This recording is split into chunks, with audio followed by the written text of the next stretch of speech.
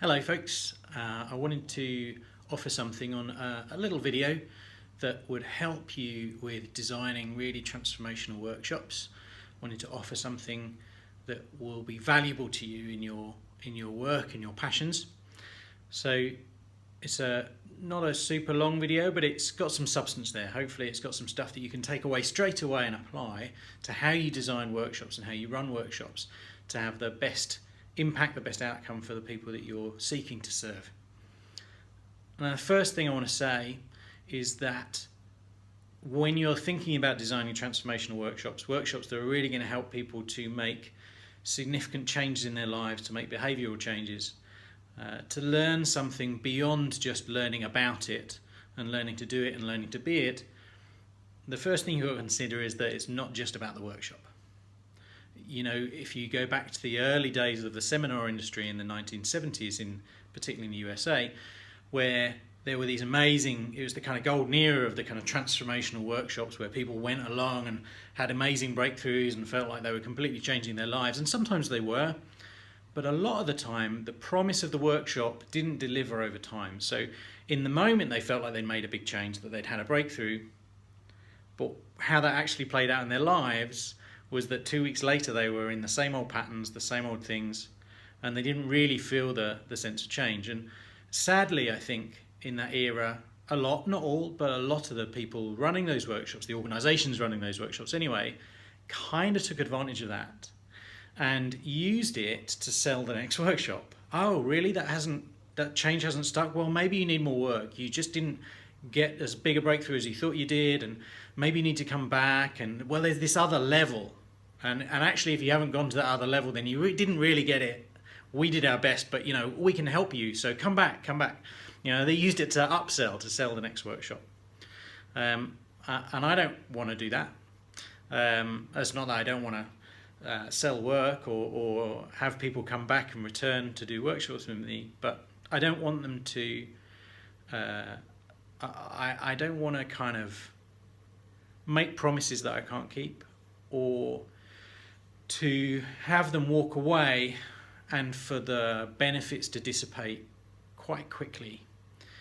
I want the benefits of a workshop to last. I want people to walk away really feeling like they've made a change, but also equipped to continue that change and embed the kind of shifts that they want to make in their lives. And I'd imagine if you're watching this that's important to you too.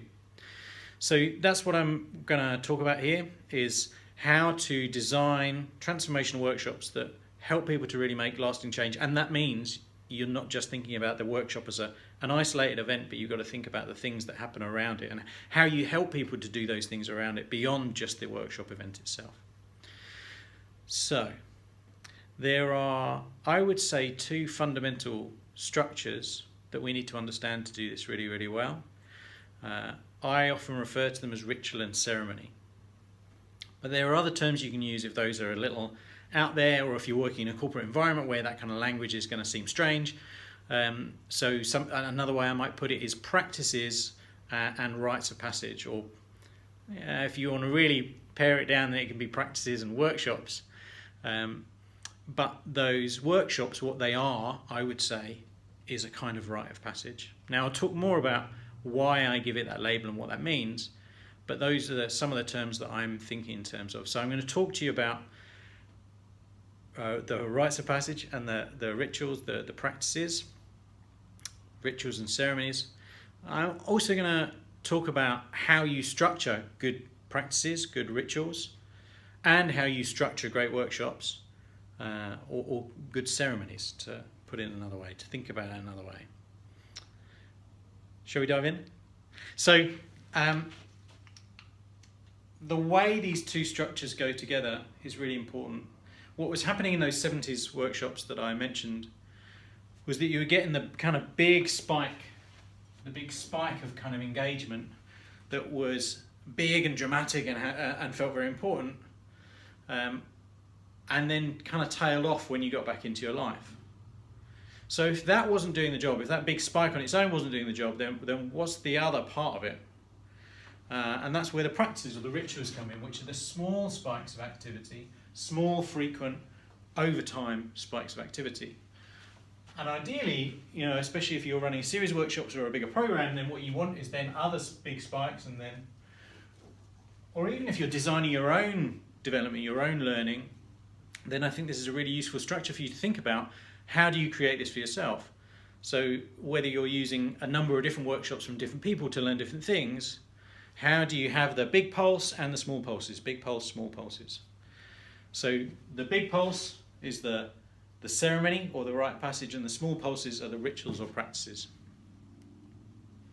And interestingly, although the practices, in some ways, that's where you do small things on a regular basis and really embed a new behaviour or a new way of being, actually just doing those on their own doesn't work so well either. I've been around, particularly where I've seen it is martial arts clubs sometimes, where they're not so invested in gradings and people just kind of train consistently, and when they're ready, then the teacher tells them that they've hit a new grade. Well, there's a lovely humility about that, and a kind of pragmatism about it, and a kind of simplicity about it. What I've seen is that there's a way that people don't progress as effectively. They don't seem to learn as effectively in that environment either. So just doing the small pulses, in some ways you might get better results than just doing the big pulses, I'm not sure, but you don't get as good as results as if you do both, because I think they serve different purposes for us psychologically. So these are the two structures. I'll refer to them as rituals and ceremonies from now on, but like I say, you can put your own language over it. Rituals and ceremonies, the big pulses, the small pulses. And the reason why you need both is because they do different things. So the small pulses I've mentioned, the rituals, are how you reinforce and embed a shift in behaviour or a way of being that you're trying to embody. It's how you embed it through frequent repetition. There's lots of research around this. I read one piece that was on establishing new embodied practices, that 300 repetitions gave you a kind of good basic level of establishment, and 3,000 repetitions took you more towards a kind of level of mastery. There's the very famous research or kind of concept, the 10,000 hour rule that came from Malcolm Gladwell, where he observed, and he found in some of the research he looked at, that many people who are really established in their field seem to have done 10,000 hours of what they did before they really were recognised for it and were able to really achieve in their space. And various other things. You know, there's the kind of 30-day or 21-day rule. I've seen different bodies of research around how many days you have to repeat something for. But essentially, what all of these things seem to agree on is that there's a degree to which, to get really good at something, to embed a new skill, habit, or way of being, you've got to do it repeatedly over time. And that's what those rituals are about. How do you create something, a space, where repeatedly over time you embed the new habit, skill, or way of being? So that's one structure. The other structure, these big spikes, well, what are those for? Well, often what they're used for is just teaching you about stuff. But I think the fundamental, the really primary function that they have is to help us reflect on how far we've come and be a launch pad for where we need to go next. So a kind of preparation ground for where we need to go next. Now that preparation ground might include some new learning, some new skill building. Often it does. I don't think it has to. So if it's as effective, as efficient to, or as effective and maybe more efficient to do the skill building through, let's say, digital learning or something like that, learn it through videos or be taught it or read about it, or be taught it in other ways through more frequent but less intense classes, then you can do the skill building another way. But what you can't get rid of, what you still need to have, is these kind of peak experience that is about reflecting, kind of understanding, getting hold of how far you've come, and understanding and preparing yourself for the next stage of your development. And you can see that in lots of different learning paradigms. I'm not going to dive into the subject of learning paradigms too deeply. In this video, I'll definitely put that in a course to come, but that's a whole other subject of its own. But to briefly talk about it, you can see this turn up in different learning paradigms. So in the conventional Western linear learning paradigm, you have exams. So you have classes where you learn stuff, and then you have exams. And these exams, I think they've got kind of bent out of shape over time, but if they were working as usefully as possible for the learner, what they would do is they'd help you understand how far you've come through testing your knowledge and seeing how much you've learned and retained. And then through that, through a useful reflective process maybe that could do with being added, understanding, okay, well, if that's how far I've come, how do I prepare myself for the next stage of my learning journey so I know what I need to learn next, what I need to practice more, what I need to study more. That would be really useful. It would be functionally really useful in terms of the cadence of someone's learning and them constantly getting better. Getting that feedback would help them learn. Now, what they've become is a sort of punitive, you either get in or you don't, you win or you lose, you succeed or you fail kind of gateway, and I'm not sure how helpful that is, but I think the original intention, the original function was good. In tribes and tribal society where the learning paradigm is different, it's cyclical, where people go through different experiences, through aligned to the seasons and the wheel of the year and different phases of life. When people go through those cycles, there would be rites of passage, often very intense rites of passage out in the wilderness, or burial ceremonies, or all sorts of different things, fire ceremonies. There's lots of different examples from all over the world. Some of them pretty cross-cultural and other ones much more specific to different cultures. But there'd be an intense rite of passage that, again, I think the function of that was to help you reflect and understand how far you've come, and understand and prepare for how far you have yet to go in your journey of learning. Your journey of wisdom, I'd say, is in that cyclical system. And then in the more, what I call the holistic traditions, I won't go into why I give them that label, but it's another learning paradigm. Martial arts, some of the, particularly the Japanese martial arts that I've studied in, have this aspect, and I think many of the Chinese martial arts too, where the learning that's being tested is a kind of whole way of being. So then a grading, I think, again, it's got a little bent out of shape because it's got mapped onto Western linear learning, so it becomes about testing knowledge. I think traditionally gradings, they were done much less frequently, and they were a test of your realization. So to what degree have you embodied the way of being that's been transmitted to you by your teacher? To what degree have you fully embodied that and it comes naturally to you now? So again, it was a way of reflecting on how far have you come, and being a platform for reflection and preparing for how far have you yet to go. And you may or may not know this, but in Japanese martial arts, for instance, black belt, which in the modern world is often considered like quite a high accolade and a high qualification, and for good reason. You usually have to build a lot of skill to get a black belt. However, the name for it, first dan, would translate as first step. So a black belt is only the first step. You're considered teachable once you've got a black belt. Before that, you're kind of getting the basic skills for the teacher to even be able to work with you almost. So I think that's an interesting way of thinking about things, and says something about the way that the rite of passage, the ceremony in that system, is really trying to test something profound. So you'd need to go a long way before you even took a test, before you even had the rite of passage. You'd need to go a long way before you got there. Well, maybe there were smaller, more informal ones along the way. So that's these two structures, ritual and ceremony, and how they fit in these different learning paradigms. So we can see different examples of them from different cultures and different ways of approaching learning, and those different ways of approaching learning are trying to achieve different things as well. So that's a little bit on those, on why we need both of them and the function of each. One being about the regular repetition, frequent repetition that really embeds a new way of being, a new skill, or a new learning. And the other being about this periodic cycle of reflection and preparation, reflection and preparation, reflection and preparation for a next stage, to help us stay motivated, energized, engaged, and to know where we are on the journey.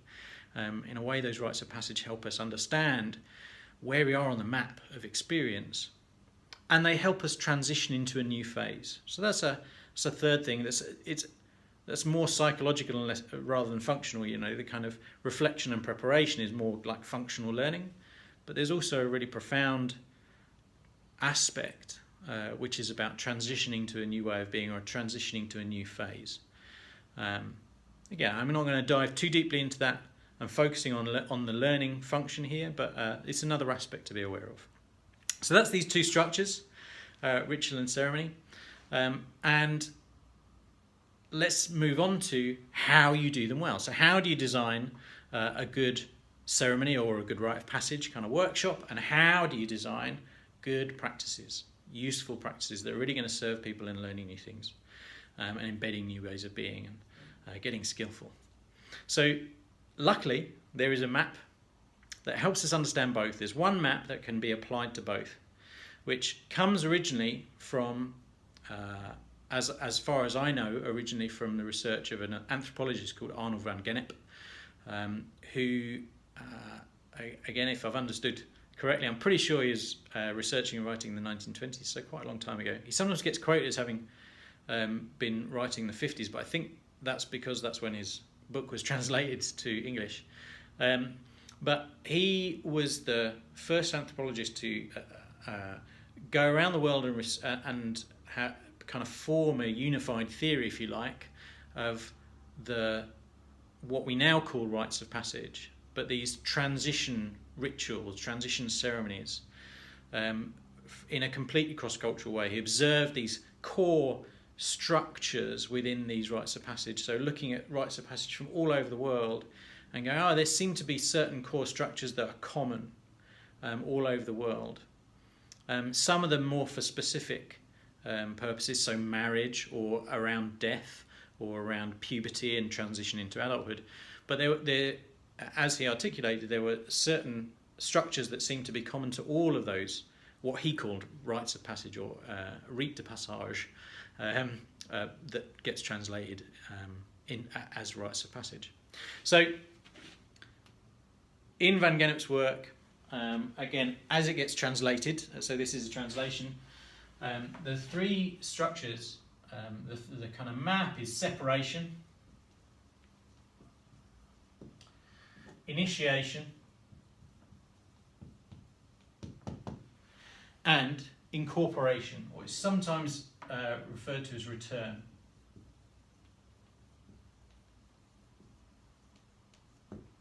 Or return. I like return. It's sort of, for a lot of people, it makes more sense. It's kind of more intuitive. But they're both useful terms to think about for us to understand what's going on. So separation, initiation, and return. And where you might have come across that is in Joseph Campbell's work that's much more famous. So Joseph Campbell, who wrote about the hero's journey, a famous book, The Hero with 1,000 Faces, and he, again, had made this cross-cultural study. He was looking at folk tales and myths from all over the world, and again saw these patterns in myth, in the hero myths particularly, from all over the world, that there seemed to be these common structures in the hero myth that were perhaps maps to help us navigate our lives and understand our place in the world. So kind of psychological tool, really, to help us better digest and understand our experience in life. And part of what Campbell drew on in his thinking was Van Gennep's work. And in one piece I read, Campbell talked about how the very simplest description of the hero's journey is separation, initiation, return. There's much more in-depth structures, and he goes into a lot of detail and broke it down into, I think, 12 stages. So lots of detail there. And there's probably versions out there that break it down into even more, and some that use less and simplify it. But this fundamental structure of separation, initiation, return, these three stages, seems to be really cross-culturally relevant. That suggests to me it's kind of hardwired into us as human beings, hardwired into our psyches and kind of in our blood. So in that way, it feels like it's very useful to tap into something that's that cross-cultural, that seems to be that fundamental to human experience. And other people have done similar things. So one of the other more famous ones, if you're in that field, is there's a guy called William Bridges, who's considered kind of the father of the field of change management. And Bridges wrote about 3 stages of transition. He talked about the differences between change and transition, and change being a thing happens in your life and something changes, and transition being the psychological process, the internal process by which we digest the change. And some changes don't trigger a transition, it's just stuff that happens, and some changes out in the world cause us to go into transition. And his 3 stages was ending, transition and beginning. And it being important to hang out in that transition phase in between, where often we want to end one thing and start another thing straight away, and that we don't spend enough time in that transition phase. And if you map that onto this, it's where the real business end of things. It's where the meatiest stuff happens in some ways, is in that middle phase. So there are ways this is congruent with other models and other ways of thinking about the way people make changes, the way people transition into new phases of their life, and this kind of mythic layer of stories and myth, and going right back to the anthropological roots. So separation, iteration, return, there's these 3 phases, this map of 3 phases that we can work with. And like I say, it maps onto both of the 2 structures that I've mentioned before. So if you're designing a workshop, or a ceremony, a workshop, a rite of passage, then we want to have this experience of separation, so stepping away from one way of being, from our day-to-day life, having an experience that's a transformative experience in some way. It helps us to live through something different, learn something new, have a different experience of ourselves and other people and in relationship, and then helps us transition back out of that back into day-to-day life, and hopefully helps us to apply what we've learned back into day-to-day life and make use of it as well. So there's this basic structure that's actually quite intuitive, and you can see turn up in all sorts of different places in our lives. So this structure is there anyway. When people go on a workshop, it could be the most basic, skills-based, just transfer of knowledge kind of workshop. But when people go on that kind of workshop, let's say you're at work and you go on a time management workshop. Well, you leave your day-to-day work, you don't stay in it, you leave it, you go to a special room, usually a venue or a meeting room. So you leave your day-to-day work, you go to a special room, you learn some things, you go through some experiences that are intended to help you change the way you work. And if it's well structured, towards the end of the workshop, they'll get you thinking about, there'll be some of this throughout the workshop, but particularly towards the end of the workshop, they'll often get you thinking about, so what are you going to take away? What are you going to apply? What are your key learnings that you're wanting to make use of? So these structures happen quite naturally and quite intuitively, I think. Similar thing with theatre. So when you go to the theatre, now when I describe this, it could seem really odd, so which I find fascinating. I quite like the way that what seems normal to us, because it's in our day-to-day experience, in our lives, actually when you break it down is quite a strange thing. So when you go to the theatre, think of it this way. We all know that you can go to a special place to see people act out stories. And when we go there, we all know that you don't go into the room straight away, you wait outside. And we all know generally speaking, to speak to the people that we came with, not everyone else. So we're all standing together in quite close contact, but we don't tend to talk to other people other than the people that we came with. And then we go in, and we know that when the lights go dark, we have to go quiet. And we know that while the people on the stage are telling the stories or enacting the stories, that no one in the audience is meant to speak. No one that's not on the stage is meant to speak. And at the end, we all know that in order to show our appreciation of what just happened, if we liked what we saw, if we enjoyed the story, then we smack our hands together as a way of showing appreciation. That's pretty strange, right? That's pretty crazy. And yet what we're doing is the same thing. We step away from our day-to-day lives, we go to a special place, we have an experience, we're taken through an experience by the people reenacting these stories, and then we step back out, and most of us have sort of unconscious little rituals of how we digest the experience. We're going to the cinema, if you've gone with someone, then maybe you talk about it on the way home and you say, oh, I like that bit, I wasn't so sure about that, hey, what was going on there, that actor was great. We have those conversations which are like ways that we transition back out of the experience and return to our lives, having digested what we've witnessed, what we've seen, what we've experienced. So these structures are pretty fundamental and intuitive. So if we can reinforce what already happens often, fairly intuitively, if we can reinforce and make the most of it, then that's going to be even better. We're basically turbocharging the existing structures of the human psyche, the unconscious existing structures of the human psyche. So when you're designing a workshop, you've got to think about how do you help people step away, consciously step away from their normal day-to-day life and their normal day-to-day mindset.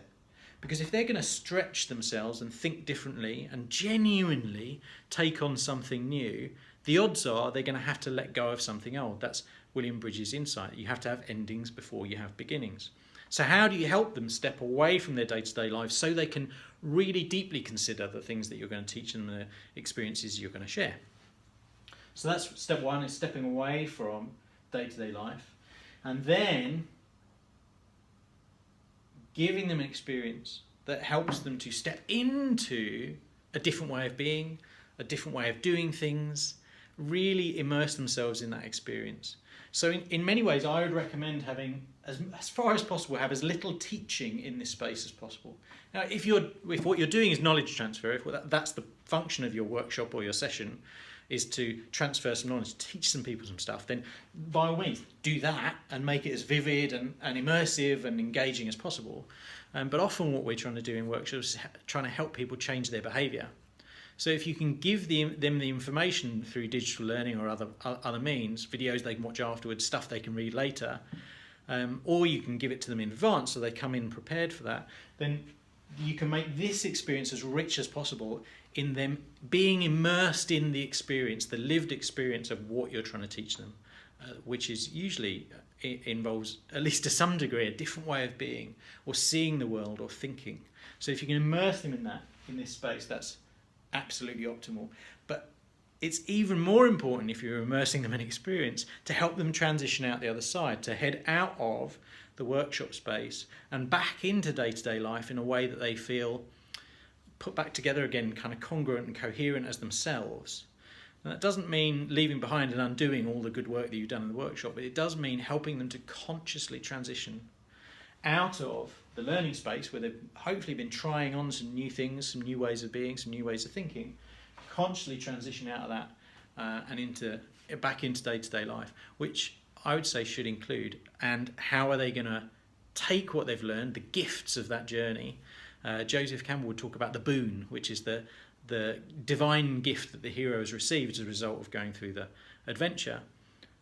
How do they take the boon from the journey, the gifts from the journey, back into their lives and back into the communities that they're part of, so that they can be a gift to their community based on the fact that they've had an experience, learned some new things, and maybe embraced a whole new way of being.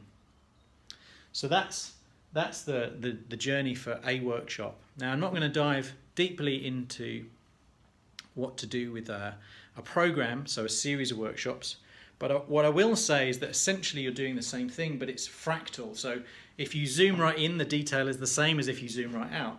So that's relevant for a workshop too. So if you're thinking that in terms of workshop, each part of a workshop has its own its own journey, its own series of separation, initiation, return. So the separation, the stepping away from day-to-day life, or even sub-parts of it, but certainly that will have its own one of those. This will have its own one of those. This will have its own one of those. With a separation of the separation, an initiation of the initiation, and a return of the separation. There's those phases in every part of the workshop. And that's how you can scale it up as well. That if you're designing workshops, then your workshop will have this pattern, the separation, initiation, and return as part of it. But each workshop will also sit on a wider arc. It'll be part of, if it's a 3-workshop series, it'll be part of a wider arc. Or if it's a 4-workshop, then you've got one here and one that is transitioning down to the bottom, and then one transitioning out to the bottom, and one that is the kind of completion. Equally 5, you'd have one in the middle, and so on. So this map, separation, initiation, return, can be used to structure workshops and scaled in and out. And every layer of depth and detail, you can use that map as a way of designing what you're doing. In one exercise within one workshop, You can have a starting to the exercise and getting people to step out of their current way of thinking into something new. You can have them have an experience for 10 minutes even of something different, and then you can help them transition out and digest and reflect on, oh, what was that like? What would you take away from that? What have you learned from trying that out? Every single part of a workshop and every larger map of a program can make use of these structures. So that's how to apply it to the ceremony of rite of passage, the workshop. Now, luckily, the same structure can be applied to practices as well. Now, there's on both ceremonies and on practices or rituals. I could go into a lot more depth and detail. There's more stuff that I can share, but as I mentioned at the start, I want this not to be too long, and I want you to have some stuff that you can go away and start applying straight away. I'm planning to do a program on this, a longer series of videos and other resources, but so that you've got something you can take away. Structuring a ritual is the same structure, applied slightly differently. So I mentioned before the 10,000 hour idea, which often gets misused, and I saw an interesting article about this, that people talk about, oh well, I've done 10,000 hours of, and it's not 10,000 hours where you happen to be sort of vaguely doing something related to. It's 10,000 hours of really consciously and with awareness practicing what it is you're trying to become masterful at. It's just the same with the 300 hours or 300 repetitions. It's like, it's not 300 of vaguely doing a movement, it's 300 repetitions where you are consciously and with awareness repeating the movement that you're trying to become skillful at. So conscious aware practice, conscious aware repetition is what we're looking for in order for ritual to be effective at reinforcing a skill, way of being, or even a piece of knowledge. So this structure helps to tell you how to create the conscious aware structures, the conscious aware time, a structure to create the conscious aware time whereby your practice becomes useful, becomes juicy and rich and valuable. One of the places I saw this that was just really elegantly demonstrated. He didn't use these terms, but he was describing the same thing as a teacher of Hawaiian shamanism, and he's also got a PhD in hypnotherapy, I think. A guy called Serge Kahili King, wonderful teacher, and he talked about how you structure a ritual, and essentially the most bare bones, stripped away version of what a ritual is some kind of symbolic gesture to signal to your psyche that special time is starting, that you're starting to do something that is uncommon and requires an uncommonly higher level of awareness, signaling to the whole of your psyche, your body mind, your conscious mind, and your higher self or your spirit, if that's within your belief system, then signaling to all of yourself that you're going to be doing something and all of you needs to pay attention. So a signal to start, then doing the thing, and then a signal to end, because having that kind of heightened quality of awareness and attention all the time can be really tiring. Maybe it's desirable, maybe that's what enlightenment looks like, I don't know. But I know for most human beings, to try and do that all the time is actually kind of stressful. So being able to step into that heightened awareness space and step out again is really important. And we can use little symbolic gestures and actions as a way of starting, so we can do something with full awareness and attention and intention, and then ending so we can step out and relax a little bit and kind of relax our consciousness. So that's the same structure. Separation, doing something, some kind of ritual gesture or something to begin the period of concentrated practice, then going into your practice and dedicating as best you can your full attention and intention to what you're doing, bringing your awareness to it, and then signaling an end so you can kind of go and relax and just be the guy who sits on the sofa and watches TV, or whatever it is that you need, so that you can relax your awareness and allow your psyche a kind of gentler quality of awareness again, rather than the kind of fierce, intense quality of awareness that it takes to step into that space. So that's the same structure: separation, initiation, and then return. stepping away from ordinary experience, having that more intense experience, and then signalling and helping yourself to transition back into ordinary day-to-day awareness. Now, this doesn't mean you can't carry some kind of heightened awareness into your day-to-day life. In fact, I'd say that's, for most of us, desirable, certainly useful.